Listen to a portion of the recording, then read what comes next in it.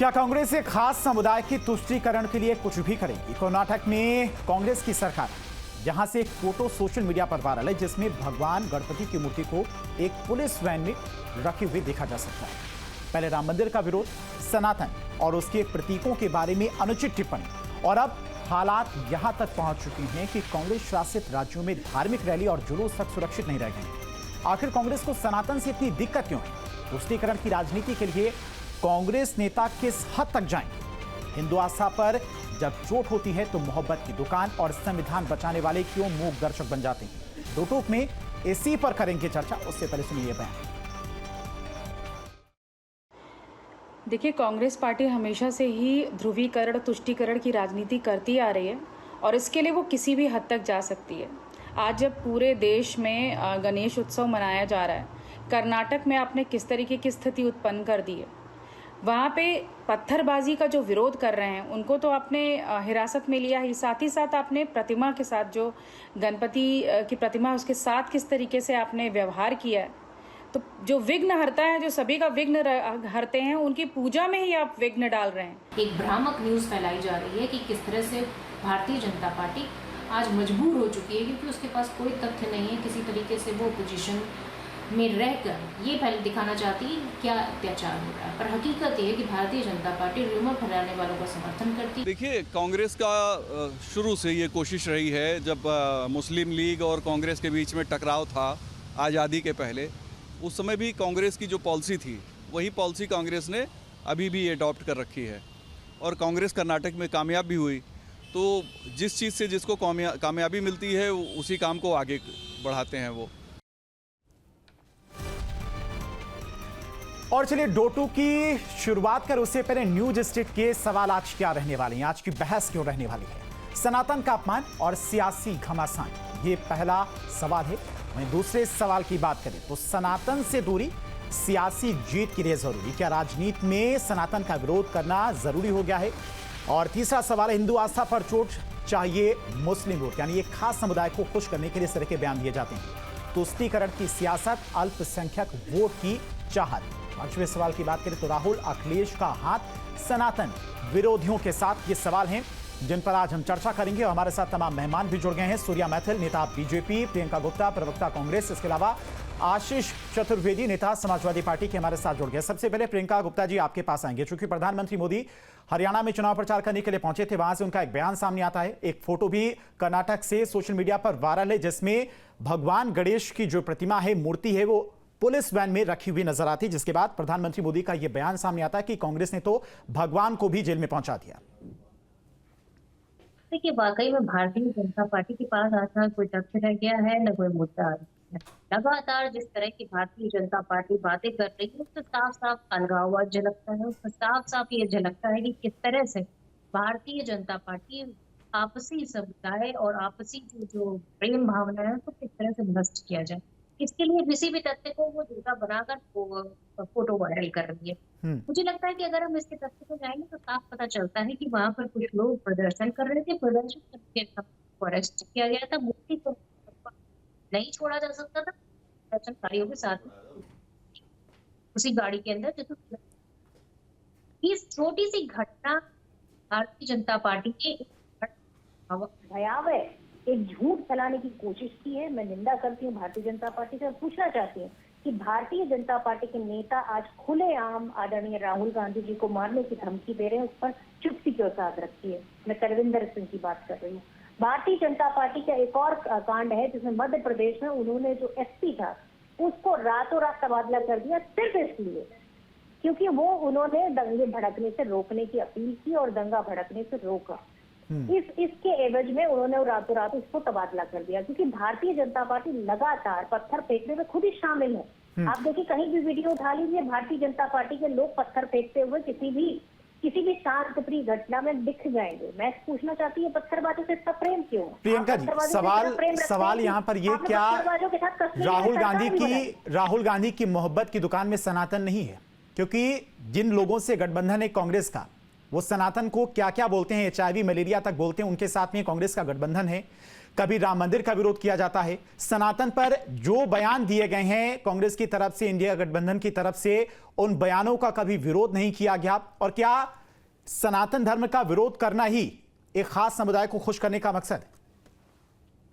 देखिए, सबसे पहले तो मैं ये कहना चाहूँ, इस बयान से कोई इत्तेफाक नहीं रखा था और हम ना आज भी इस बयान से कोई इत्तेफाक रखते हैं जिसमें सनातन धर्म के लेकर, किसी भी धर्म को लेकर, बल्कि मैं तो कहूंगी किसी भी धर्म को लेकर अगर किसी ने भी गलत बात कही है तो हम उसका विरोध करते हैं, क्योंकि हम संविधान को मानने वाले लोग हैं और संविधान में लिखा है कि सभी धर्मों को अपना अपना अनुष्ठान करने और अपने धर्मों को मान्यता करने की पूरी छूट दी जाती है और कांग्रेस पार्टी उसी में विश्वास रखती है। पर भारतीय जनता पार्टी बताए ना, दूसरे धर्म के लोगों को कहीं भी टारगेट कर देती है, कहीं भी जो है आप देखिए किस तरह से ओबीसी हो या मुस्लिम हो, उनको उत्तर प्रदेश में किस तरह से एनकाउंटर के लिए घसीटा जा रहा है, किस तरह से उन पर हमले किए जा रहे हैं। लगातार इस तरह की घटनाएं निकलकर सामने आ रही हैं, कहीं दलित पर अत्याचार हो रहा है, कहीं ओबीसी पर अत्याचार हो रहा है, कहीं मुस्लिम पर अत्याचार हो रहा है।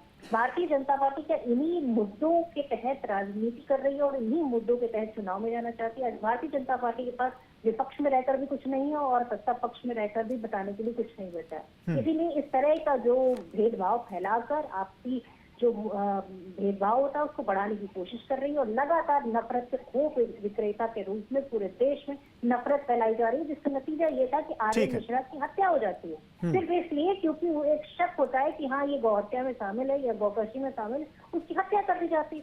पर भारतीय जनता पार्टी बताए ना कि इनके जो नेता मंत्री जो भूचड़ खाने चलाते हैं वो कब बंद करेंगे। ठीक है, सूर्या मैथिल जी जवाब दीजिए।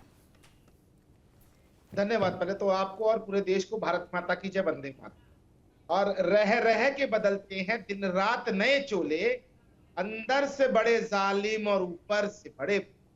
अब देखिए किस प्रकार से लगातार प्रियंका गुप्ता जी झूठी फर्जी बातें फैलाती जा रही थी। वो इस बात को पूरी तरीके से यहाँ पर जस्टिफाई करने की कोशिश कर कि दत्तात्रेय गोत्र के फिरोज गांधी के पौत्र ब्राह्मण है, जनेऊधारी है और वो सनातन की टुकटुकी बजाते रहते हैं। आप देखिए अभी आपकी विजुअल चल रहे हैं, भगवान गणेश विघ्नहर्ता की विसर्जन को पुलिस ने नहीं होने दिया, वहां पर वो भी श्रद्धालु थे। लोगों को मत बोलिए, आपके बीच में नहीं बोला, बौखलाइए मत। अब भाई जाति का जनगणना करा दीजिए ना, इतना जाति बीच में मत बोलिए, शांति से। अभी प्रियंका जी आपके पास आएंगे, प्रियंका जी आएंगे आपके पास, बीच में नहीं। प्रियंका जी आपके पास आएंगे और सूर्या मैथिल जी शब्दों में मर्यादा रखिए। प्रियंका जी आपके पास आएंगे। बीच में बोला क्या मैं? ठीक है, आप बोलिए। ठंडी छाती रखिए। ठीक है सूर्या जी आप बोलिए। कुछ ढंग का बोल दीजिए, बैठे हैं। अरे भैया प्रियंका जी आएंगे आपके पास, बीच में नहीं। प्रियंका जी आपको समय दिया ना पूरा, आएंगे आपके पास। आतंकवादियों का जमाई बनाने वाले अब देखिए कर्नाटक के अंदर आप बिरयानी खाएं, आप वहाँ जा जाके जो है शानदार, और उसके बाद यहाँ पे जो है मजार पे जिन्ना की जाए आप, और उसके बाद यहाँ आतंकवादी कर रहे हैं। कौन सी आतंकवादी घटनाएं रोकी हैं आज तक, आपने ये बता दीजिए। जम्मू कश्मीर तो आतंकवादी घटनाएं रुक गई। प्रियंका जी आपने सवाल पूछा तो जवाब भी तो सुन लीजिए ना। प्रियंका जी आएंगे आपके पास प्लीज। सब करेंगे ना डिबेट में, बोल समझा दीजिए इनको। सूर्या जी बोलिए आप। तो ये जो बोल नहीं रहे वहां पर गणेश के विसर्जन, अरे वहाँ क्या कर रहे हैं बताइए। पत्थर कौन फेंक रहा था वहाँ पर? कौन फेंक रहा था पत्थर? क्यों इतना इन्होंने मुसलमान आप लोगों को चिल्ला रही है फेंकते हुए? हम लोग युवराज है ऐसे धार्मिक अनुष्ठानों को भी नहीं छोड़ते हैं, वहाँ भी आप अपनी बुरी नीयत से जाके पत्थर फेंकते हैं। बीच में कमेंट्री कर रहे और इंस्पेक्टर सुबोध कुमार के हथियारों को। प्रियंका जी बीच में मत बोलिए। प्रियंका जी सवाल पूछा तो जवाब तो सुन लीजिए ना। जवाब दे कहाँ रहे हैं, ये पता नहीं कहाँ चले जा रहे हैं किसी की बोलूंगा क्या मैं? धन्यवाद। तो अभी देख वहां पर गांधी ने क्या कहा, तो आरक्षण खत्म, यहां बैठकर ये दलितों माला जप रही है। उन बात और आप देखिए जहां जाए, चाहे वो तेलंगाना तक है, वहां पर मुसलमानों को 4% आरक्षण ओबीसी में से काट कर दिया गया है, ऑन रिकॉर्ड है। उसके ऊपर कांग्रेस क्या कहेगी? एक महत्वपूर्ण बात और मैं कहना चाहता हूं, ये जो फ्रीबीज की बात करते थे, आज देखिए कर्नाटक सरकार फेल होने के कगार पे है और उसके अलावा हिमाचल प्रदेश तो फेल हो चुका है। लेकिन हम यहाँ आ जाते हैं इनकी मुस्लिम तुष्टीकरण की बात पर। अब देखिए इन्होंने कश्मीर के अंदर क्या कहा है, 370 को हम वापस लेके आएंगे। मैं यहाँ से आपसे वादा करता हूँ, किसी माई के लाल में इतना दम नहीं है, किसी की छाती में इतने बाल नहीं है कि अब वो इस देश के अंदर 2 विधान, 2 प्रधान, 2 संविधान लागू कर सके। वो दिन हवा हुए जब पसीना गुलाब था। ये नेहरू का नहीं, नरेंद्र का भारत है। कान खोल के सुन लो देशद्रोहियों, इस देश में अब 2 विधान नहीं होंगे, 2 प्रधान नहीं होंगे, 2 संविधान होंगे। इस बात को याद रखना। वो 370 लागू करने का जो समय है ना, वो भूल जाओ आप। और एक और बात अवस्थी जी मैं कहना चाहता हूँ, देखिए जहां जहां पर कांग्रेस सत्ता में है, वहां वहां पर तो वो हिंदुओं का अपमान कर रही है, सनातन का अपमान कर रही है। और जहां जहां पर ये लोग विपक्ष में है, उत्तर प्रदेश में देख लीजिए, अभी आपके सामने ये गाली वाली मैडम, ये जो बोले जा रही थी बीच में, वो यहाँ पर हिंदुओं के समर्थन की बात कर रही है। तो इतना दुमुहापन इनसे जो पूछिए ना, ये पूछेंगे जरा, कौन सी गाली थी मैंने यहाँ बैठकर? आपके कान ज्यादा बजते हैं क्या? ये कानों का इलाज क्यों नहीं कराते? चलिए छोड़िए, आशीष चतुर्वेदी जी, लगातार जिस तरह से बयान दिए जाते हैं सनातन धर्म को लेकर, और अखिलेश यादव भी अभी हाल ही फिलहाल में उन्होंने बयान दिया था कि मठाधीश और माफिया में ज्यादा अंतर नहीं है, माफिया की कब्र पर जाकर फतीहा पढ़ते हैं, और सनातन का लगातार विरोध होता है। उन पार्टियों के साथ में समाजवादी पार्टी का गठबंधन है, लेकिन एक भी शब्द नहीं बोला जाता है। पहली बात तो मेजर आशीष चतुर्वेदी, तो आप लोगों से गुजारिश करूंगा, मेजर आशीष चतुर्वेदी ज्यादा अच्छा होगा। देश का संविधान हमें यह हक देता है कि हमारे नाम के साथ हमारा रैंक लगा रहे। ठीक है। और दूसरी बात ये कि अब शुरू करते हैं कहाँ से ये बात हुई। आपने सबसे लास्ट बात कही मठाधीश और माफियाओं। योगी आदित्यनाथ ने जब अपना जब यहाँ चुनाव अभी हाल में लड़ा, उन्होंने एफिडेविट दिया था, और उस एफिडेविट में उन्होंने अपने सारे मुकदमे, जो मेरे ख्याल से जहाँ तक मुझे याद है 11 या 12 मुकदमे, और उसमें 302 का मुकदमा भी था और बहुत सारे मुकदमे थे। इस तरीके के गंभीर धाराओं में योगी आदित्यनाथ के ऊपर स्वयं मुकदमे थे, और जो उन्होंने स्वयं अपने खिलाफ वापस। ये हो गई पहली बात, जो अखिलेश यादव का बयान था। दूसरा कि सनातन विरोधी, सनातन के खिलाफ बोलना।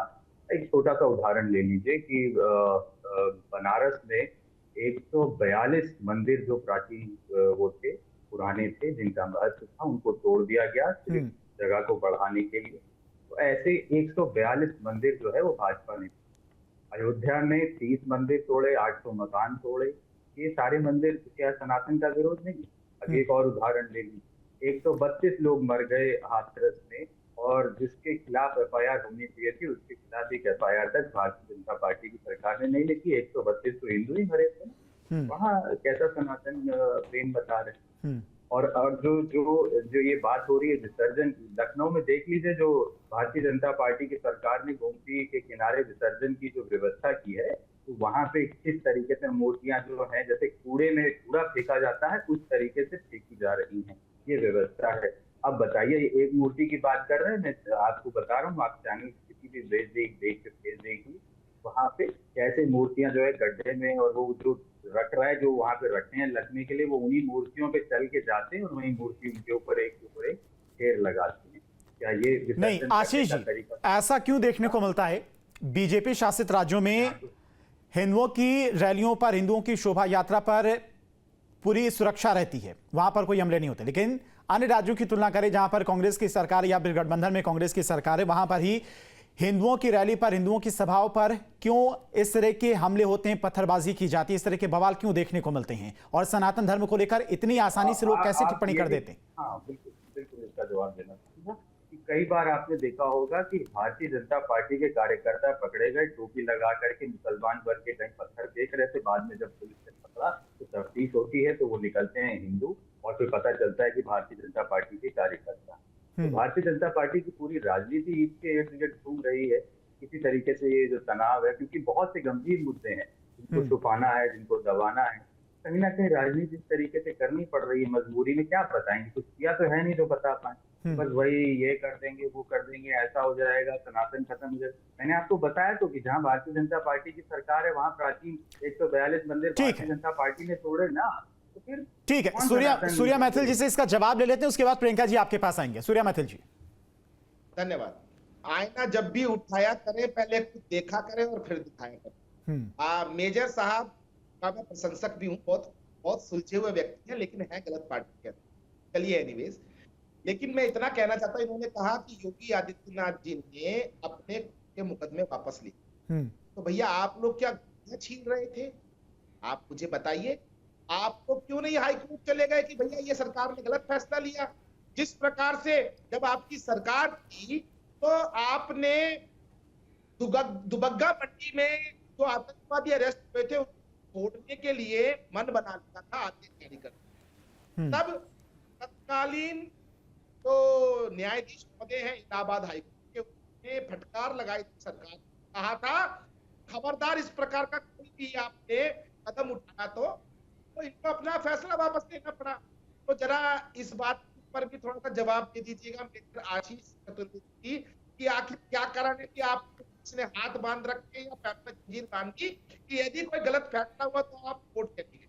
दूसरी चीज ये बोल रहे थे कि तो भैया हिंदुओं के साथ खड़े हैं और भारतीय जनता पार्टी के लोग ही दंगा करते हैं, पत्थरबाजी करते हैं। तो जरा याद कीजिए आपका शासनकाल 6 महीने में 27 दंगे ऑन रिकॉर्ड सदन पटल पर। मुख्यमंत्री थे उस समय अखिलेश यादव, उन्होंने कहा कि हाँ हुए उत्तर प्रदेश में। और उसके बाद मुजफ्फरनगर का बड़ा दंगा, किसको काटा गया? हिंदुओं को काटा गया। कव्वाल के अंदर गौरव और सचिन के दोनों पार्टियों में बीच के मारा गया ना। अब दंगा हुआ, 60 भाइयों के ऊपर किस प्रकार का हमला वहां मुसलमानों ने किया, दुनिया जानती है। ठीक है सूर्या जी। प्रियंका जी, सवाल ये है कि हिंदुओं पर जब हमला होता है, दंगे होते हैं, तो राहुल गांधी की तरफ से एक भी बयान सामने नहीं आता है।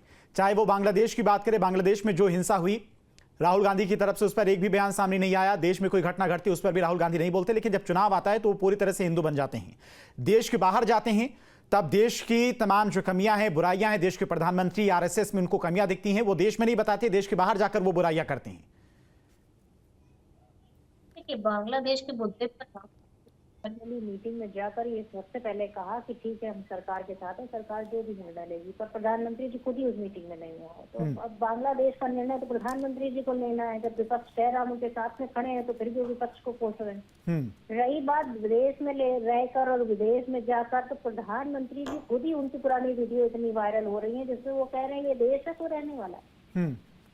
कौन से बुरे कर्म किए थे जो हिंदुस्तान में पैदा हो गए? अरे इस तरह की भाषा कौन बोलता है? इस देश के प्रधानमंत्री बोलते हैं। तो थोड़ी मुझे लगता है कि एक गरिमा बनाए रखनी चाहिए, ताकि दूसरों पर जब कोई कुछ मिल नहीं रहा है, आप देखिए किस तरह से राहुल गांधी की लगातार उन मुद्दों को उठा रहे हैं जो वाकई में जनता के मुद्दे हैं। गाँव, गरीब, किसान, नौजवान के मुद्दे हैं, महिलाओं के मुद्दे हैं। उन मुद्दों को उठाने की वजह से ही, और सबसे बड़ी जो मुद्दा उठाया है वो उन्होंने गरीब और दलित और पिछड़े लोगों का मुद्दा उठाया, जिसको उठाने के बाद भारतीय जनता पार्टी बौखला गई। और उसी बौखलाहट में वो अनाप शनाप जो है ना, आप देखिए किस तरह से मारने तक की धमकी दे रही। तो भारतीय जनता पार्टी पूरी तरीके से बौखला गई। आज प्रधानमंत्री जी के जो भाषण होते हैं उसमें वो 60 से 70 बार कांग्रेस पार्टी का नाम लेते, इससे साफ जाहिर होता है कि उन्हें कांग्रेस का फोबिया हो गया। उन्हें दिन रात सोते जगते उठते सिर्फ कांग्रेस से ही डर लग रहा है। और डर इसलिए लग रहा है कि उन्होंने जनता को कुछ दिया नहीं। जो कुछ दिया सिर्फ अपने 2-4 मित्रों के अलावा किसी को कुछ नहीं दिया। जनता पूरी तरीके से महंगाई से त्रस्त है। किसान जो है अपनी जो उपज को लेकर त्रस्त है, क्योंकि उनकी लागत बढ़ गई है और उनका प्रॉफिट कम हो गया है। महिलाएं अपनी सुरक्षा से लेकर अपने व्यापार रोजगार के लिए परेशान है। और युवा तो आप देख रहे हैं किस तरह से सड़कों पर 69,000 शिक्षक भर्ती का क्या हाल बना दिया उत्तर प्रदेश में। आपने देखा कहीं सुप्रीम कोर्ट और हाई कोर्ट के चक्कर लगाते लगाते वो युवा 5 साल से सर्दी गर्मी बरसात पूरी तरह से पस्त हो चुका है, उसके हौसले पस्त हो चुके हैं। कौन ऐसा नेता, कौन ऐसा मंत्री है जिसके घर पे उन्होंने दस्तक नहीं दी, पर किसी ने कोई सुनवाई नहीं की। हकीकत ये है कि ये सूर्या जी, भारतीय जनता पार्टी तुष्टीकरण की राजनीति शुरू की जाती है बीजेपी की तरफ से। प्रियंका जी का ये कहना है क्योंकि बीजेपी के पास मुद्दे नहीं है, हार का डर सता रहा है बीजेपी को। धन्यवाद। देखिए, मैं इतना कहना चाहूंगा, अभी इन्होंने आदिवासियों की बात की, दलितों की बात की, तो आदिवासी देश को पहला प्रधानमंत्री महिला जो दिया वो भारतीय जनता पार्टी ने दिया, लेकिन उसका अपमान करने का काम कांग्रेस ने किया। बीच में फिर ये प्रियंका जी बीच में नहीं प्लीज, क्या हुआ? प्रियंका जी बीच में नहीं देते हैं। वो आपके बीच में नहीं बोल रहे थे ना प्रियंका जी, बीच में नहीं। बात कर रहे हैं, उनको मंदिर के इनॉग्रेशन में नहीं बुलाया आपने, संसद के इनॉग्रेशन में नहीं बुलाया आपने। आप लगातार इंसर्ट करते चले आ रहे हैं। तो ठीक है प्रियंका जी, आपका सवाल हो गया ना, आप जवाब तो सुन लीजिए प्रियंका जी प्लीज। ये असलियत में बताऊं, जब भाग रहे हैं अपने काले चेहरे से। सीखने से कुछ नहीं होगा। उन्हें जवाब आदिवासी दीजिए। महिला 10 साल होने को आए।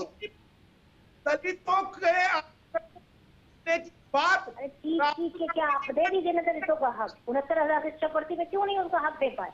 क्यों उनका हक मार के बैठ गए? क्यों सरकारी नौकरियों पे कुंडली मार के बैठे हुए? लगातार सरकारी खाली पड़े हुए हो, उस पर कुंडली मार के बैठे हुए। प्रियंका जी बीच में नहीं प्लीज, प्रियंका जी। ये तो कोई बात नहीं होती है। सूर्या जी, बार-बार लगातार परेशान कर रहे हैं। सूर्या जी आप अपनी बात कंप्लीट करिए, प्रियंका जी बीच में नहीं। धन्यवाद। तो देखिए, यही कांग्रेस का कंडक्ट है। इनके सहयोगी कौन है? डेंगू, मलेरिया, HIV कहने वाले सनातन को ऐसे गठबंधन के साथी। और एक और मेरे को तो बड़ी देखिए धीरेन्द्र जी, यहाँ 2 इंडी गठबंधन के सदस्य हैं और मैं अकेला हूँ, तो मुझे पर्याप्त समय मिलना चाहिए। ये बीच में बोल के परेशान कर रहे हैं। सुनिए, बीच में मत बोलिए, गाड़ी बोले का मौका तो पूरा दिया जा रहा है सूर्या जी आपको। सपोर्ट देने के लिए 2-4 लोग बिठाया करिए, ये अकेले नहीं लड़ पाएंगे, उनके बस का नहीं। देखिए ये बीच में बोल रही है लगातार। प्रियंका जी सुन तो लीजिए। अरे भाई अकेले हैं आप, 2-4 लोग लेकर आइए करिए, लठैत लेके आए तो पत्थरबाज लेके आए तो ये सब डिबेट सुनिए, जब दिन लगातार बोले जाएंगे। चलिए, जिन लोगों को भगवान श्री राम काल्पनिक लगते थे, आज वो सनातन की शरण में है। यही सबसे बड़ी जीत है इस देश के सनातनियों की। ये राहुल गांधी विदेशों में जाकर देश का अपमान करते हैं और यहाँ बैठकर इनके प्रवक्ता, ये गाली वाली आंटी जैसे लोग यहाँ बैठकर उनको डिफेंड करते हैं। ये बहुत चलिए ठीक है सूर्या जी, चूंकि समय कम है, प्रियंका जी, आशीष जी, आप तीनों का बहुत बहुत शुक्रिया न्यूज स्टेट से जुड़ने के लिए।